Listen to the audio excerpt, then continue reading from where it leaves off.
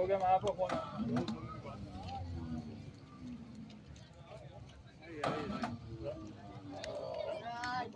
Çok bir hafta yapıyorsun.